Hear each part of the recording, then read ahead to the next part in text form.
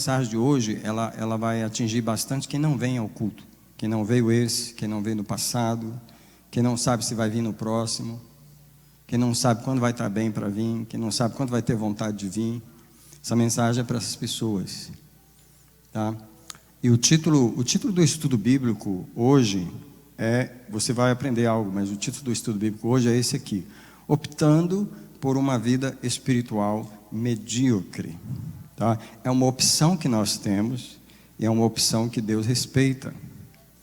Tá? É uma opção que o Senhor, Ele respeita porque Ele é Deus. Então, eu vou ler esse lindo texto que eu vou ler. Na verdade, eu escolhi esse texto porque ele é o contrário do que eu vou pregar. Então preste bem atenção. Geralmente a gente lê um texto que é aquilo que a gente vai pregar. Só que hoje eu escolhi um texto que é o contrário. Isso é, quando acontece o que está nesse versículo, é porque definitivamente você não está vivendo uma vida espiritual medíocre.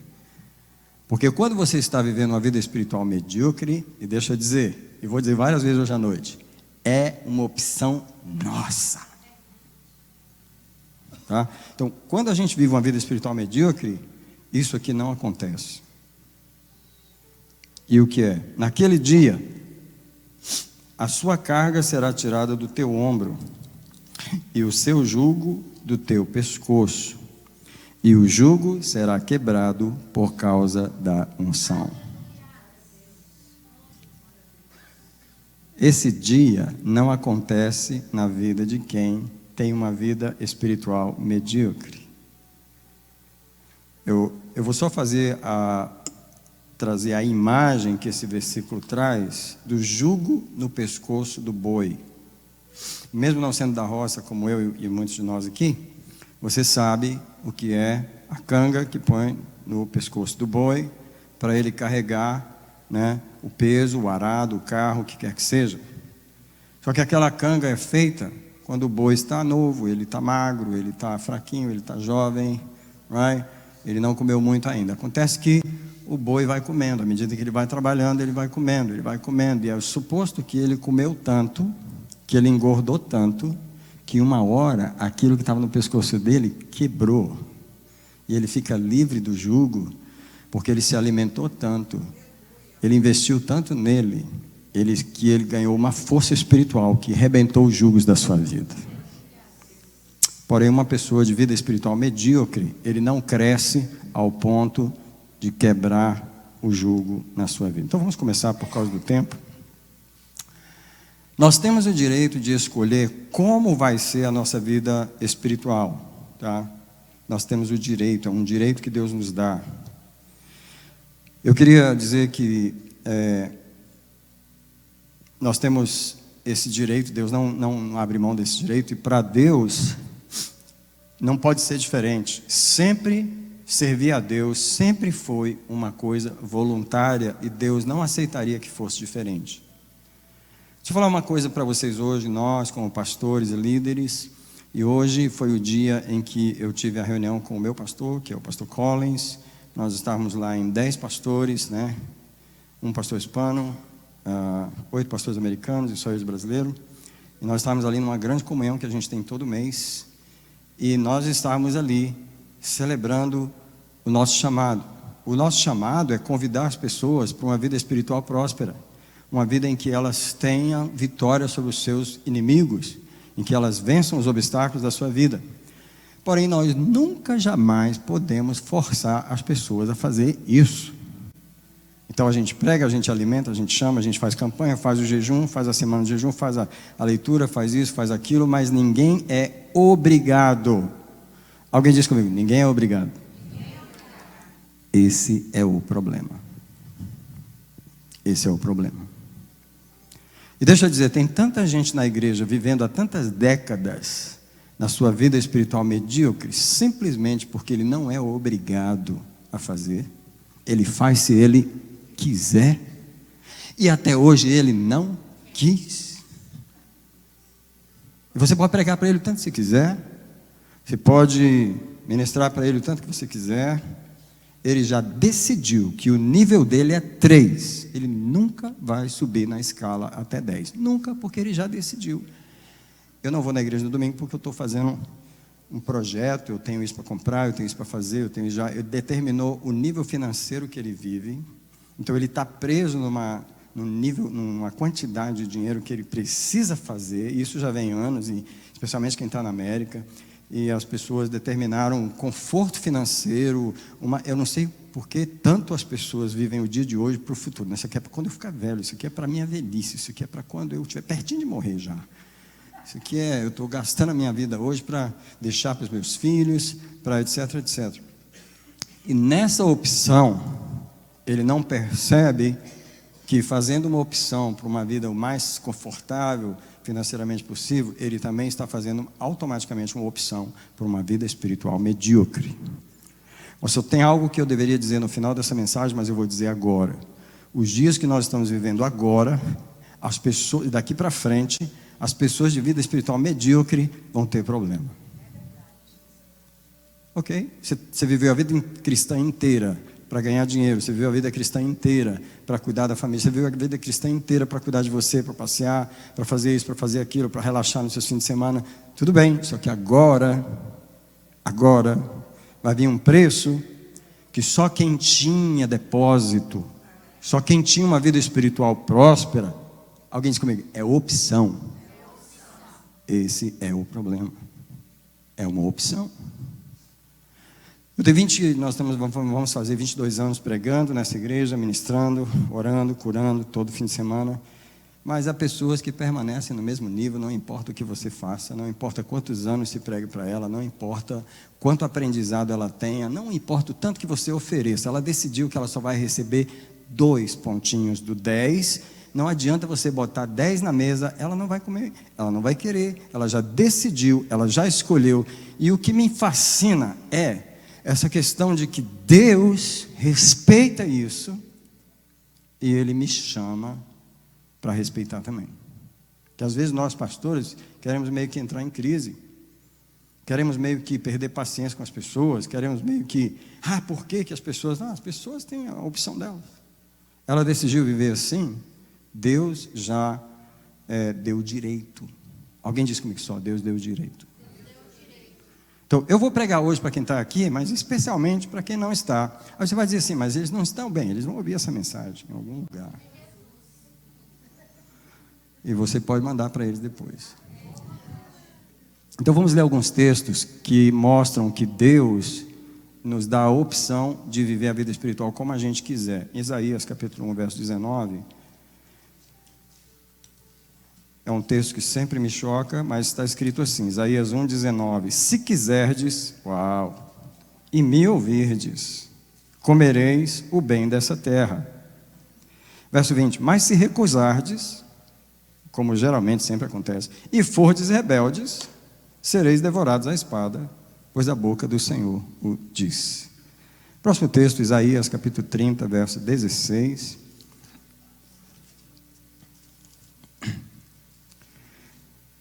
Verso 15, na verdade, 15. Pois assim diz o Senhor Deus, o Santo de Israel: voltando e descansando, sereis salvos. No sossego e na confiança estará a vossa força. Como é que o verso termina? Mas não quisestes. Vou dar uma pausa na música aqui, só para perguntar uma coisa para vocês. Olha para mim.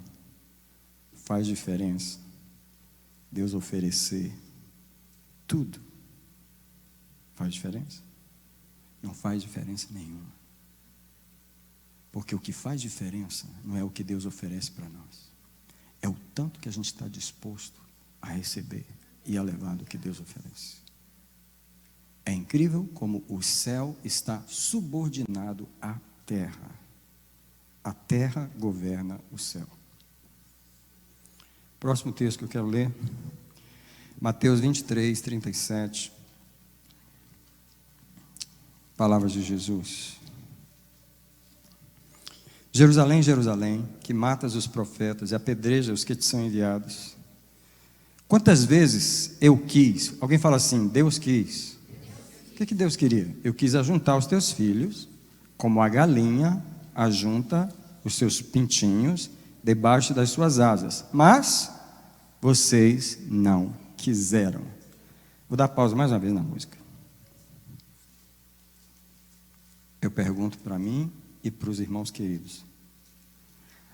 Adianta Deus querer? Prestem atenção, queridos. Adianta Deus querer? O que importa é a gente querer. Porque quando a gente quer, o Senhor sempre está lá.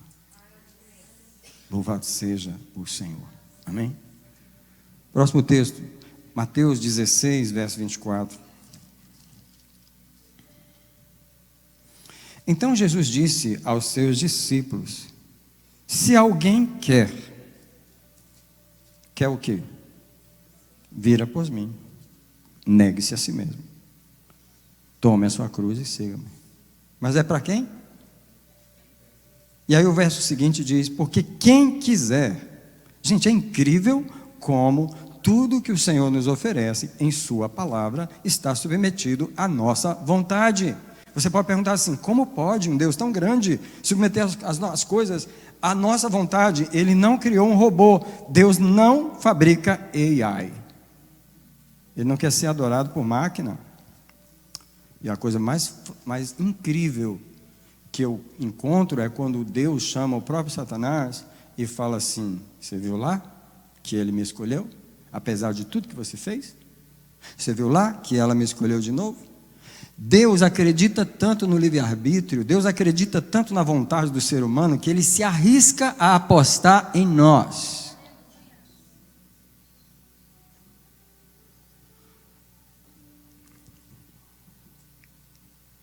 Você é responsável por suas próprias escolhas.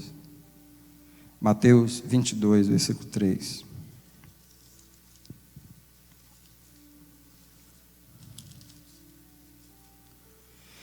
Enviou os seus servos a chamar os convidados para as bodas, mas estes não quiseram vir.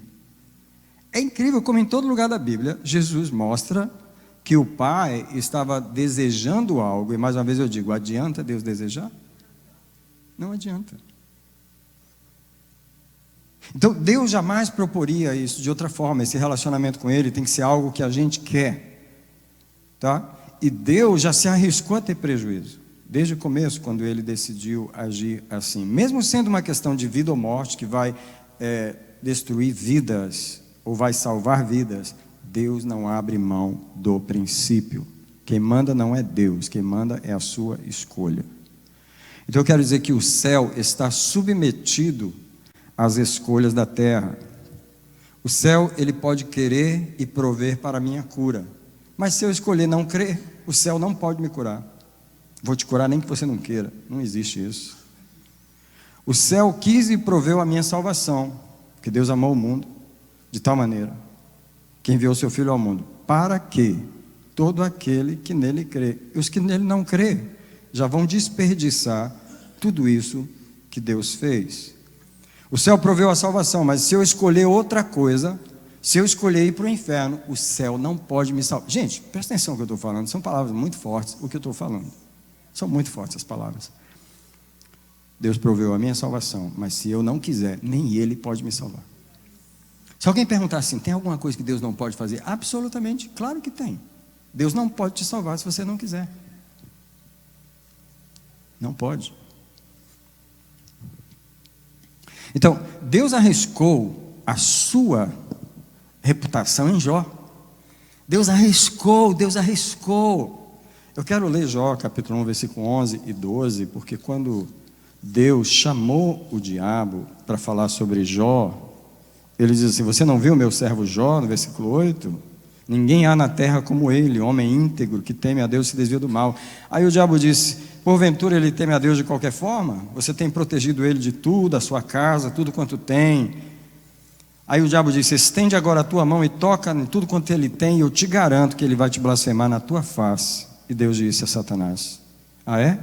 Então tudo que ele tem está na sua mão, somente não estendas a mão contra ele, e e Satanás saiu da presença do Senhor. A coisa mais incrível que eu vejo geralmente os homens pregam sobre Deus. Nesse caso foi o contrário. Deus pregando sobre um homem para o diabo. Falou, agora eu vou ser o pregador. E sabe qual é o tema da minha mensagem? Jó. Você viu ele? Ele é incrível. Você viu como ele é incrível? Você viu como ele confia em mim? Você viu como ele se desvia do mal? Como ele é íntegro? Sabe quando Deus dá testemunho de mim, de você, para o diabo?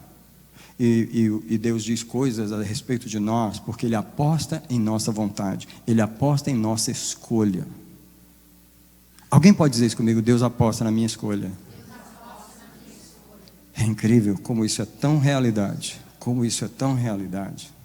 E aí quando chega no capítulo 2, vem a conversa, volta. Chegou outra vez que os filhos de Deus vieram se apresentar e o diabo chegou também. E no verso 3, Deus disse a Satanás, você notou meu servo Jó? Ninguém há como ele na terra. Ele conserva a sua integridade, mesmo que você tenha me incitado contra ele para o consumir sem causa. Aí o diabo diz de novo, não, você sabe, o ser humano, pele por pele, ele dará tudo o que tem pela sua vida. Toca na carne dele, e ele blasfemará na tua cara. E Deus disse a Satanás, ele está no teu poder, somente não lhe tire a vida. Como Deus apostou em Jó. Meu Deus, Ele apostou em Jó. Ele falou, nem que você destrua o corpo dele, nem que você destrua a carne dele, como aconteceu, Ele não vai me negar. E sabe por que Ele faz isso? Porque Ele tomou a decisão, e eu vou honrar a decisão dele. Sabe por que Deus honra nos homens? A decisão dos homens. Deus honra a escolha dos homens. Por isso que quando você tem uma vida espiritual medíocre, porque você optou por ela, que é uma opção sua, ninguém na igreja, nenhum pastor, por mais ungido que ele seja, ele pode roubar isso da sua mão. Você está sentado no banco olhando para ele e dizendo, você pode pregar aí o tanto que você quiser, eu só vou vir aqui no dia que eu quiser. É a opção da pessoa. E Deus fala para o pastor, pastorzinho, volta atrás, não vai em cima não. Ô pastor, o que você está querendo? Quantas vezes eu já parti para cima de alguém, Deus falou, o que você está fazendo? Para trás. Volta atrás. Seu ministério vai até aqui. Deus já falou isso para mim dezenas de vezes. Seu ministério nessa vida só vai até aqui. Volta atrás. Ele é soberano na decisão dele. Ela é soberana na decisão dela. Se eu que sou Deus respeito, quem é você para não respeitar? Estou cansado de ouvir isso. O pastor volta murchinho. Vai buscar Deus, pastor. Busca para você, porque você não pode buscar por eles. Então, como o céu respeita, você vai ver que mesmo os que escolheram viver uma vida espiritual, porque aqui é o seguinte, agora nós estamos falando daqueles que aceitaram Jesus, levantaram a mão, receberam o batismo, escolheram servir a Jesus. Alguém diz assim, eu escolhi servir a Jesus. Então você vai encaixar no que eu vou falar agora. Porque mesmo os que escolheram servir a Jesus, eles ainda podem escolher viver essa vida para Deus de uma forma medíocre. E então nós vamos ler esses textos, começando com Apocalipse 2, porque aí vai falar das cartas do Apocalipse, e aí o que você vai ver ali? Pessoas que escolheram servir a Deus, mas cada um tinha um problema. Por exemplo, na igreja de Éfeso, no capítulo 2, verso 2, conheço as tuas obras, conheço o teu trabalho, a tua perseverança, sei que você não pode suportar os maus, você tem um monte de coisa boa, porém no verso 4, tenho porém contra ti, que deixaste o teu primeiro amor. Por que Éfeso não foi tão boa em tantas áreas, mas teve uma área que ela diz, não, nessa área aí essa área eu não. Escolha. E aí no capítulo 2 ainda, no versículo 8, na carta de Esmina, né, nos versículos 18 a 20, na carta de Pérgamo, 18 a 20, I'm sorry, eu pulei do 12 ao 14, que é a carta de Pérgamo. ao anjo da igreja de Pérgamo: olha, eu sei que você habita onde o trono de Satanás está, mas você é tão fiel, você retém o meu nome, não negou a minha fé, mesmo nos tempos de Antipas, minha testemunha, que foi morto. Entretanto, algumas coisas tenho contra ti, porque tens aí os que seguem a doutrina de Balaão. Por que será que sempre em nossa vida espiritual tem sempre uma coisa que a gente deixa a mediocridade entrar? Alguém diz comigo assim: é porque é a escolha nossa, pastor. Não tem outra resposta.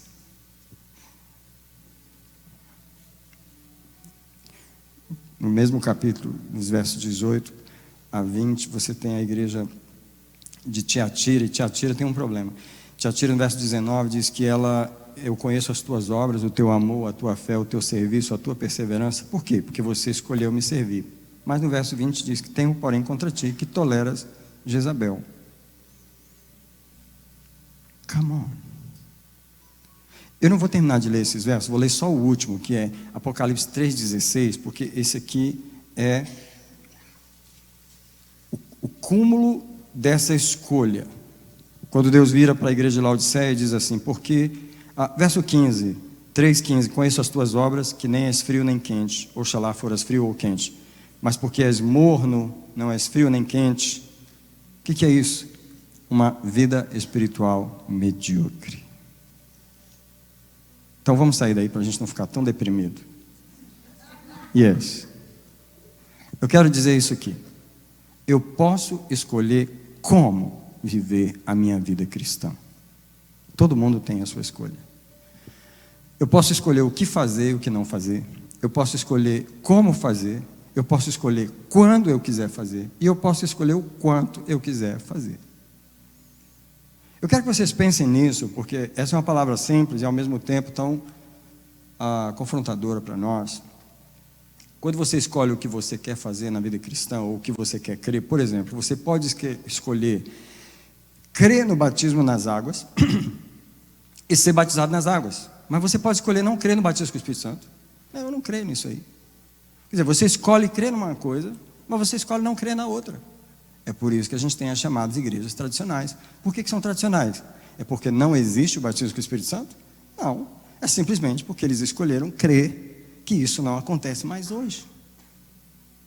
Agora, eu acho incrível como que a palavra de Deus, a verdade de Deus e a realidade de Deus fica submetido à nossa escolha. Honestamente. Eu vou provar com texto após texto essa noite, que é uma opção nossa viver uma vida espiritual medíocre. Só que eu quero terminar dizendo também que é uma opção nossa viver uma vida espiritual plena, é uma opção nossa viver uma vida espiritual poderosa, é uma opção nossa. E eu quero viver uma vida espiritual poderosa, plena. Eu não quero mediocridade na minha vida espiritual. Eu posso escolher crer na Santa Ceia. Eu creio na Santa Ceia, eu tomo a ceia, mas eu não creio em libertação. Não. Quem está em Cristo, nova criatura é. As coisas velhas já passaram. Quer dizer, está tudo velho, mas eu estou dizendo que já passou. Não creio em libertação. Escolha. É escolha. Por exemplo, eu posso escolher crer na oferta, mas eu não creio em dízimo. Não creio em dízimo. Eu creio na oferta no dia que eu tenho vontade, que eu sinto. Eu dou de coração, parece super espiritual. Mas eu não creio nesse negócio de dízimo. Eu não creio, eu escolhi não crer. O que eu estou dizendo é, você pode escolher o que você quer e o que você não quer. Eu te pergunto, quem pode roubar esse direito da pessoa? Quem pode roubar isso? Por isso que a igreja, ela não é tanto o que ela deveria ser. Porque a igreja fica na mão de todo mundo para querer e não querer. Quem decide é o povo, quem decide não é Deus. Se a decisão fosse de Deus, a igreja estava avivada, poderosa, cheia do Espírito Santo, ela estava cheia de milagres, cheia disso, cheia daquilo, mas não é Deus quem decide. Quem decide somos nós. Por exemplo, você pode escolher crer na cura do cego de Jericó, porque você leu no Novo Testamento que Jesus curou o cego e você não. Eu creio que ele curou o cego, só não creio que ele cura hoje. Não creio. É uma escolha. Gente, eu estou falando de coisas reais que acontecem no meio do povo evangélico. Por exemplo, você pode dizer, eu creio em estudo bíblico. Sabe essas igrejas que é muita Bíblia, muita Bíblia? Sabe o que eu estou falando? Mas não creio em milagres. Milagres não acontecem hoje. Escolha humana. Come on, gente. Agora, você pode escolher também como fazer aquilo que você escolheu fazer. Por exemplo, tá bom, pastor, de tanto você falar, eu também acredito nisso, que a gente deve ler a Bíblia. Só que eu só leio um capítulo por dia. Eu escolho como fazer. Ah, não, eu só gosto de ler o Salmo. Só leio o Salmo. Quer dizer, você já decidiu ler a Bíblia, mas só lê do seu jeito. Você já percebeu isso, gente? Que as pessoas fazem as coisas do seu jeito. Elas não estão submetidas a Deus completamente, inteiramente, para fazer a coisa do jeito certo. Já que escolhi fazer, eu vou fazer, mas eu vou fazer do meu jeito. O como você também escolhe fazer. Então, você pode escolher frequentar uma igreja. Se você escolheu frequentar uma igreja, você está meio que obedecendo o mandamento bíblico de ter comunhão. E você quer ir ao culto, só que você faz assim, não, eu gosto de toda igreja, todo domingo, numa igreja diferente. Sabe para quê? Para não cansar. Eu gosto de ir num lugar diferente, povo diferente. Eu gosto. Quer dizer, você serve a Deus do seu gosto, da sua maneira, da sua forma, não do jeito que Deus tem a expectativa de você fazer. Você faz o que Ele quer do jeito que você quer. I'm sorry. Alguém me perdoa por essa mensagem. Mas ela está no meu espírito já tem muito tempo. Eu estou segurando ela.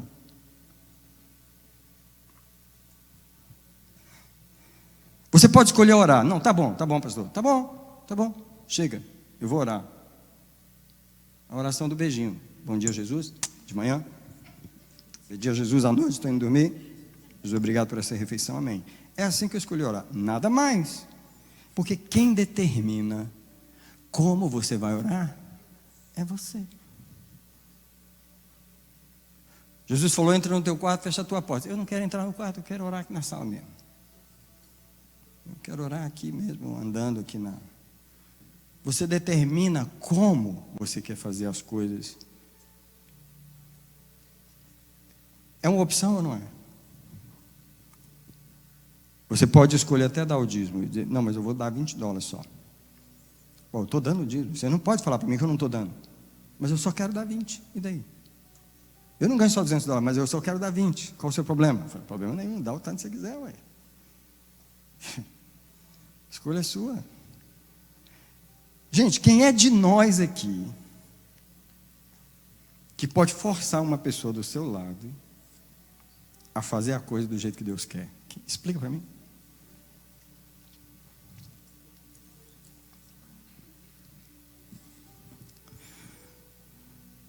Agora, a pessoa também pode escolher quando fazer aquilo que Deus mandou ela fazer. Quando? Eu vou na igreja, mas é só no Natal e na Páscoa. Eu gosto de ir no Natal e na Páscoa. Entendeu? Eu leio a Bíblia, mas é só nos fins de semana que eu estou assim mais relax, entendeu? Eu decido quando fazer. Você percebe que o poder está em nossa mão?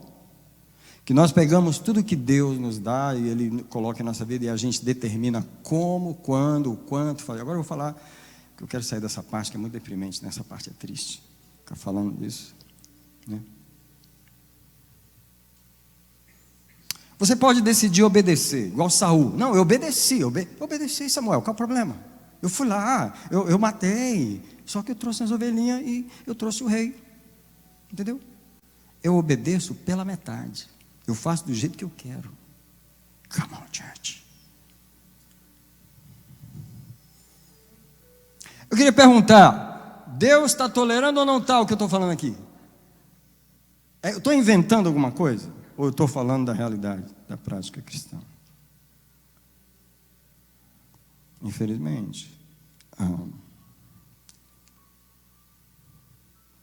Por exemplo, tem gente que vai se encaixar no que eu vou falar, espero que não, mas tem gente que... Às vezes Deus manda você fazer uma coisa e você obedece, 2 anos depois. Assim, porque só agora? Só obedece atrasado. Quando obedece, já nem adianta mais. Sabe quando você decide quando fazer o que Deus... Sabe quando o Espírito Santo interrompe você no meio da louça e fala, para aí, você vai lavar? Não, Espírito Santo, deixa eu terminar de lavar a louça. Come on, Espírito Santo, deixa eu terminar de lavar minha louça, né? Come on. Eu já estou com a mão molhada aqui, deixa eu terminar, depois eu oro. A gente faz isso ou não faz? Deus manda fazer uma coisa e a gente faz na hora que é conveniente para nós. Alright? Quantas vezes Deus mandou fazer algo e você diz, não, eu vou fazer isso quando eu for no Brasil, eu faço. Aí você está esperando para ir no Brasil já tem uns 15 anos, mas você está esperando para... Você sabe que no dia que você for, talvez você vai lembrar e vai fazer, mas deixa eu ir no Brasil. Gente, quem somos nós, eu pergunto nessa noite, para determinar o que, para determinar como, para determinar quando e para determinar o quanto eu devo fazer do que Deus me mandou fazer, do que Deus requer de mim? Eu pergunto, quem somos nós? Mas se nós escolhemos viver a vida espiritual assim, e essa é uma escolha que você não pode roubar de ninguém, nós vamos viver uma vida espiritual medíocre. Vamos viver uma vida espiritual. Você vai na igreja, mas não é com aquele compromisso. Você lê a Bíblia, mas não é desse jeito assim que está se falando. Você ora, mas, irmão, todo crente ora, mas só Deus sabe como que é. Entende? Só Deus sabe como que as coisas estão sendo feitas. Entende? Ainda tem gente que fala assim, mas Deus entende. Deus entende. Entendeu? Não sei como que ele entende, mas a pessoa acha que ele entende. Eu queria dar um exemplo aqui. Se nós fizermos dessa forma, nós escolhemos como diminuir, como mediocrizar e até anular o que nós fazemos para Deus. Porque o Deus que eu estou falando que nós servimos aqui não é Dagon nem é Baal. É o Deus de Israel. Eu queria falar só algo sobre ele. Ele não aceita as coisas de qualquer jeito. Então tem muita gente pensando que Deus está aceitando as coisas que a pessoa está fazendo. Então esse texto que eu vou ler agora, que eu botei ele bem grande, porque ele está marcado na minha Bíblia já tem vários anos. Porque às vezes quando você lê Levítico, você fala assim, ai meu Deus, que livro difícil. Mas olha só, se você marcar esse versículo aí em Levítico, ele vai te dar uma revelação. Em Levítico 19, que é o terceiro livro da Bíblia, tá? Versículo 3, versículo 5, diz assim: quando oferecerdes ao Senhor um sacrifício de oferta pacífica, pode fazer de qualquer jeito, pode fazer assim, do jeito que você quiser. Faz do jeito que você achar melhor. É isso que está escrito? Quando oferecerdes ao Senhor. Olha, se você fosse oferecer ao pastor, você podia, né? Se era para o pastor, é mais fácil de você. Pastor, você é meu amigo, meu xará, né? Não estou podendo fazer melhor, aceita aí, né? Pastor, depois eu te pago uma picanha, uma coisa assim, né? E tal. Sabe como? Você está fazendo para um homem? É mais fácil ou não é? Mas é para quem ali? Espera aí, para quem é? Então vamos lá de novo. Quando oferecerdes ao Senhor um sacrifício de oferta pacífica, oferecê-lo-eis de modo a serdes aceitos. Tem gente que não se preocupa se Deus está aceitando aquilo que Ele está oferecendo. Eu vou fazer aí.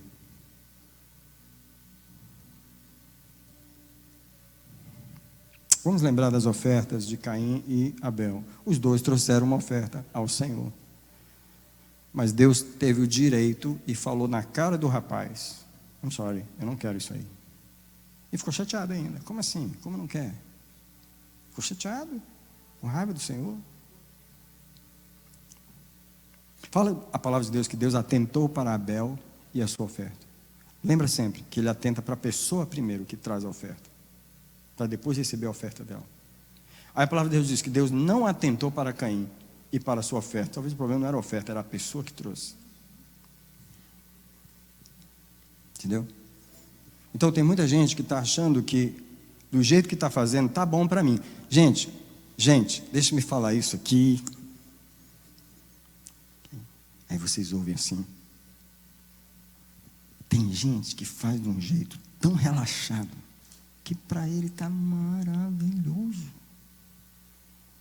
Não tem um senso da dignidade da pessoa para quem ele está oferecendo. Sabe? Uma das obrigações dos pastores, e nós conversamos hoje, nós 10 pastores que estávamos ali, é da nossa responsabilidade de ensinar para as pessoas o valor do altar. Nós, pastores, somos responsáveis por não diminuir o valor desse altar. E para começar, nós não podemos colocar qualquer pessoa aqui em cima. Nós temos que zelar pela santidade desse altar. Esse altar não é nosso, para a gente dizer, não, tá bom, não, para mim tá bom, aqui para mim tá bom o quê? Isso aqui não é meu. Essa é a casa de Deus, essa é a casa do Deus vivo. Essa é a obra do Deus vivo, essa é o lugar em que... Então, se você vai tomar um antibiótico,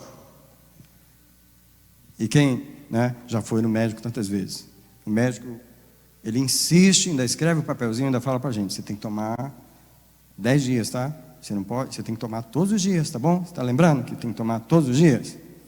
Mas o que acontece? Toma 3 dias, aí o sintoma vai embora.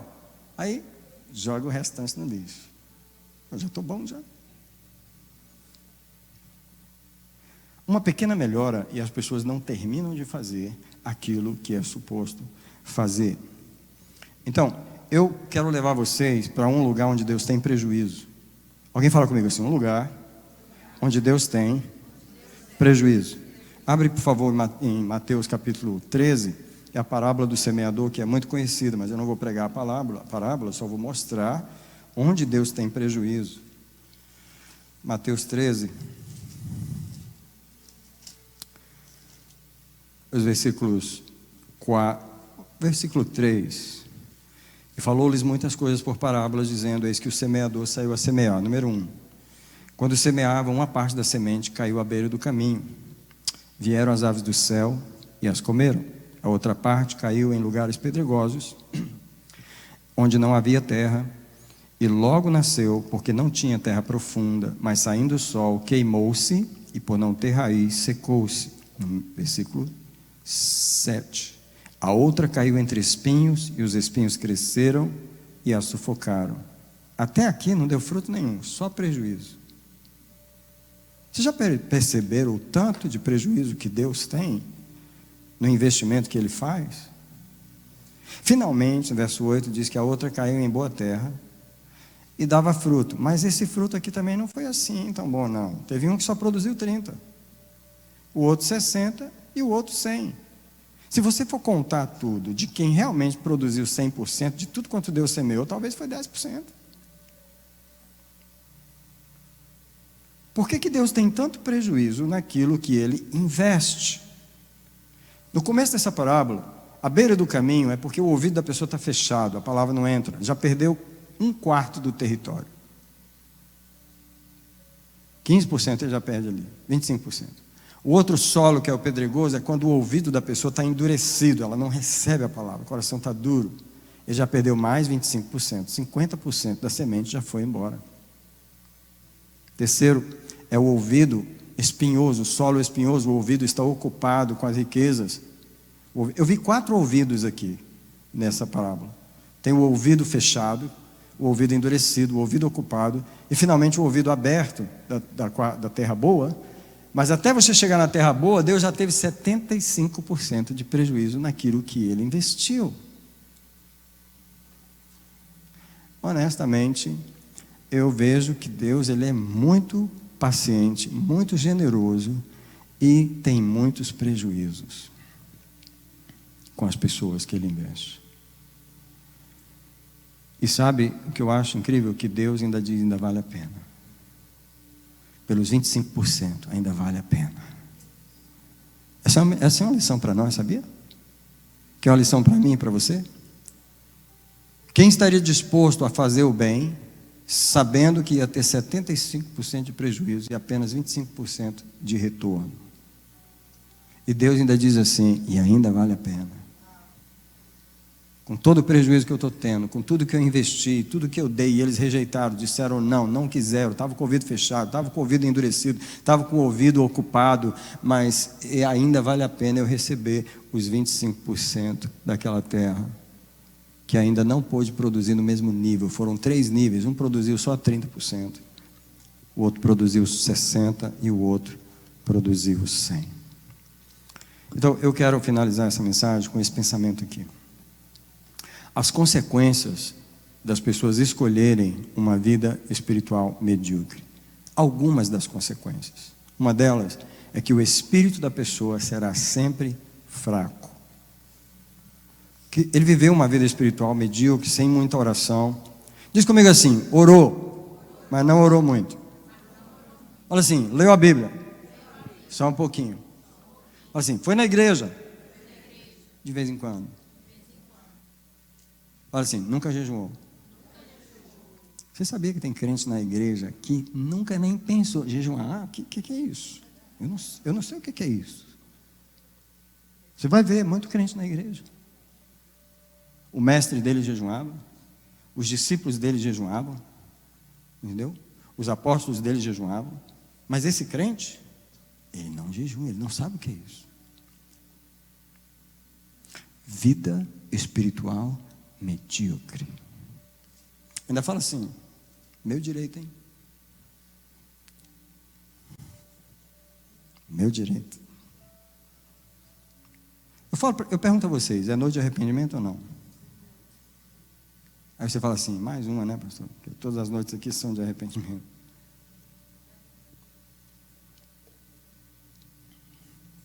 Consequência da pessoa ter uma vida espiritual medíocre. O que é uma vida espiritual medíocre? É quando você tem a piedade, mas não tem a eficácia dela. Isso está em 2 Timóteo 3,5, não está escrito aí? Mas diz assim Paulo, que as pessoas vão ter a forma da piedade, negando-lhe o poder. É quando você tem tudo certo na teoria, mas aquilo não acontece na prática da vida da pessoa. É quando a nossa espiritualidade, olha o que eu vou falar, não nos leva além dos nossos inimigos. Por favor, olhe para mim um minutinho.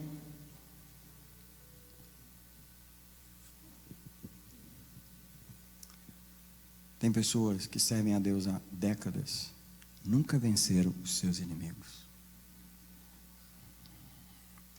Não era suposto ter esses inimigos na sua vida. Mas por causa de uma vida espiritual medíocre, eles vão estar sempre lá. O espírito da pessoa nunca vai além, ao ponto de pisar em seus inimigos, vencer seus inimigos. E aí a pessoa fica justificando e jogando a culpa em Deus. O Senhor quer assim, eu vou vencer. Ainda tem um linguajar positivo, um linguajar evangélico. Só na graça, irmão, só na vitória. Vitória é nada, só desgraça, só luta, só prejuízo. Se você sentar ele e perguntar quanto você perdeu nos últimos 10 anos, você vai ficar horrorizado. Perdi o casamento, perdi 3 carros, perdi casa, perdi não sei o quê. Amizades, nem falar. Perdas. Mas está servindo a Deus, está indo na igreja. Sabe quando você tem uma vida espiritual medíocre, você não tem controle da sua vida espiritual, você não tem vitória, você não sabe o que é uma vida de vitória, porque o espírito está fraco. Segunda coisa, o espírito fraco, eu vou dar para vocês o versículo do espírito fraco. Fala comigo assim: o versículo do espírito fraco. Só que eu vou dar um anúncio para você. Eu vou te mostrar qual é o versículo, você pode abrir aí. É Apocalipse 3, o verso 17. Só que eu vou te avisar: ele não pensa que é fraco. O espírito fraco na igreja, ele não pensa que é fraco. Olha como que ele pensa em Apocalipse 3,17. Portanto dizes: rico sou, estou enriquecido e de nada tenho falta. Deixa eu parar aqui para denunciar os crentes que têm uma vida espiritual medíocre, que se eu chegasse para ele como pastor e falar: o irmão tem uma vida espiritual medíocre, ele fala assim: do que você está falando, pastor? Como assim? Eu não ando fazendo nada de errado, eu não mato, eu não roubo, eu não fumo, eu venho para a igreja, eu dou meu dízimo, mas você tem uma vida espiritual medíocre, você faz tudo que é certo, mas faz tão pouquinho que o teu espírito nunca cresce. Eu gosto de ter um dizer assim: crente faz as coisas certo, mas não faz o suficiente para vencer. A oração, a leitura da Bíblia, vem à igreja, o evangelismo, faz as coisas certas, mas faz tão pouquinho, é tão medíocre, é tão... Se falar em trabalhar, dá 60 horas brincando. Mas falar em ler a Bíblia, é um capítulo. Podia dar um caroço de feijão para ele comer por dia e um caroço de arroz. Para ele ter uma ideia do tanto que é um investimento que faz. Qual a diferença que é ler um capítulo da Bíblia? É uma questão de investimento, é uma questão de sair da mediocridade, sair do que todo mundo faz. Então, ele diz que é enriquecido, que ele de nada tem falta, porém Deus diz assim: você é um coitado, miserável, pobre, cego e nu. Deus está falando com o crente. Coitado, miserável, pobre, cego e nu. Esse é o versículo do espírito fraco. E a pessoa que tem uma vida espiritual medíocre, ela também não terá crescimento nem revelação. E o texto que eu ia colocar, que eu não coloquei aí, é João 8,32. Se eu começar a falar, vocês terminam de falar esse verso. Conhecereis a verdade, e a verdade vos libertará. O conhecimento da verdade, a questão do conhecimento e da revelação, do crescimento na revelação. As pessoas não têm crescimento na revelação, porque elas têm uma vida bíblica. Fala comigo isso aqui, uma coisa horrível que eu vou pedir para você falar, mas que é uma realidade no meio da igreja. Pode repetir, sem medo. Uma vida bíblica medíocre. Vida bíblica medíocre. Carrega a Bíblia, tem umas 3 versões em casa, tem aquela capa bonitona, tem a Bíblia da mulher, do pastor, do não sei de quê, do empresário, do não sei de quê. Tem. Entendeu? Mas não tem a Bíblia, não tem a Bíblia. Então, essa vida medíocre na palavra de Deus não pode gerar na pessoa uma vida de vitória. Não é possível ter revelação com uma vida medíocre na palavra de Deus.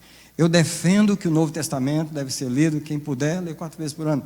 4 vezes por ano. Se você lê 20 capítulos por semana, é só 4 por dia, 5 dias por semana só, ainda deixa o sábado e domingo para você ler outra coisa. 3 meses você lê o Novo Testamento inteiro.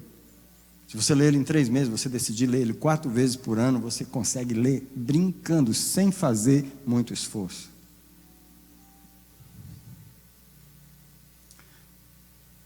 Alguém diz comigo essas palavras: é preciso ler a Bíblia muitas vezes. É preciso isso, querido, é preciso ler a Bíblia muitas vezes, muitas vezes, muitas vezes. Quem se lembra que quando o pastor Paulo Canuto se converteu, Jesus aparecia para ele, Jesus falava: lê o texto, Paulo. E ele lia o texto. Aí Jesus: lê de novo, Paulo. E ele lia de novo. Aí ele já tinha lido 10 vezes. Aí o Senhor: não, lê de novo, Paulo. E ele: mas Senhor, já li 10 vezes. Ele falou: Paulo, lê de novo. E Paulo lia 30 vezes, 40. Você sabe o que Jesus fala de você ler um texto 40 vezes? O que será que ele está tentando dizer com isso? Não entrou na sua cabeça ainda. Não entrou. Você leu, mas não entrou. Só porque você leu, você acha que já entrou? Não entrou na sua cabeça ainda. Entende? Então nós precisamos ler a Bíblia toda, muitas vezes, para que a gente possa ter uma cultura bíblica, pensar biblicamente. Pensar, ter uma mentalidade bíblica, ter revelação, porque é na revelação que está a libertação, não é na oração da pastora Gel. Pastora, você pode vir aqui me ajudar um minutinho, por favor, para dizer para nós como que é a dieta de uma pessoa que você vai orar. Na libertação? Antigamente, logo quando eu comecei no ministério, eu queria mais a libertação das pessoas do que elas mesmas. E eu vi que não resolve. Porque quando você manda o espírito embora, não é o problema mandar ele embora, porque ele vai te obedecer. O problema é que a pessoa não tem estrutura para manter a casa limpa, e aí depois ela fica pior do que antes. Então hoje, para uma pessoa fazer libertação comigo, eu tenho que ter certeza que ela tem uma vida de oração. E ela tem uma vida de leitura bíblica. Por quê? Porque quantas vezes na hora que a gente começa o processo, a pessoa já para ali. Por quê? Porque não consegue manter aquilo ali. Então eu não faço mais como antes, porque eu já sei dos prejuízos. É melhor você ter uma pessoa fraca com os capetinhos aqui do que você mexer com tudo, e depois elas ficar tão empesteadas que ela nem conseguia ir no culto mais, que foi exatamente isso que eu percebi com a minha experiência nesses anos todos. Então hoje não é qualquer pessoa que vai, o Senhor fala assim, essa vai, essa não vai, não está pronta. Então assim, a gente tem que trabalhar essa parte primeiro. O difícil para nós, como obreiros, não é orar pelas pessoas para elas serem libertas. Gastar 2, 3 horas com elas, isso não é problema para nós. O problema para nós é fazer elas lerem a Bíblia e orar. Crente para ficar na filinha, para você orar por ele não tem problema com isso. Ele não tem problema. Manda ele orar e ler a Bíblia, ele vai ter problema.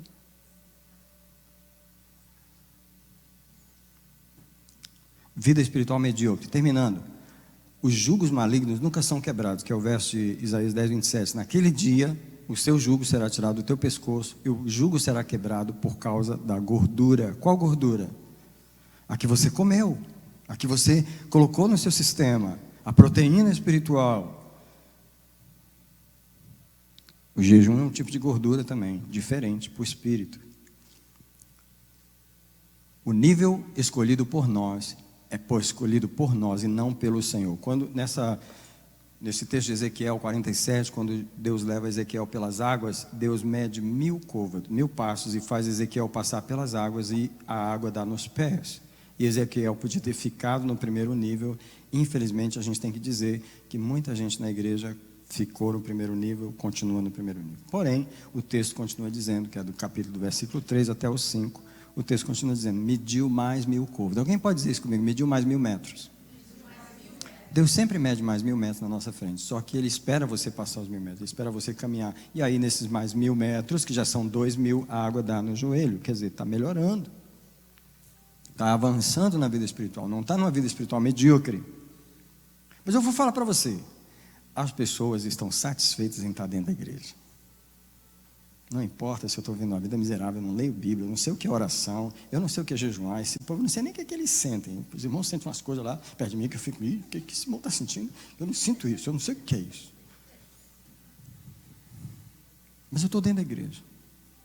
Uma vida medíocre, eu não sei orar, eu não sei falar com Deus, eu não entendo a Bíblia. Irmão, não entendo, não entendo. Não consigo entender. Claro, você nunca venceu a barreira, você nunca saiu da mediocridade. Você nunca investiu o suficiente para Deus te revelar a palavra. Você nunca provou para Deus que você honra o livro. Então, ele mediu mais 1000 metros e a água dava na cintura. Ele já andou 3000 metros. Você não anda 3000 passos da noite para o dia. Converte amanhã, já andou 3000 passos. Não, você tem uma caminhada. E aí Deus estende mais 1000 metros e a água dá no ombro. Deus quer que a gente chegue num lugar onde a gente possa navegar no Senhor, onde a gente possa nadar, O que Deus oferece é muito, mas isso aí não importa. O que importa é o tanto que eu quero receber. Eu quero ficar nos 1000 aqui dos pés e acabou. Não tem nenhum versículo lá em Ezequiel dizendo que Deus botou uma corda, botou um guindaste e começou a puxar o crente. Não tem. Não tem.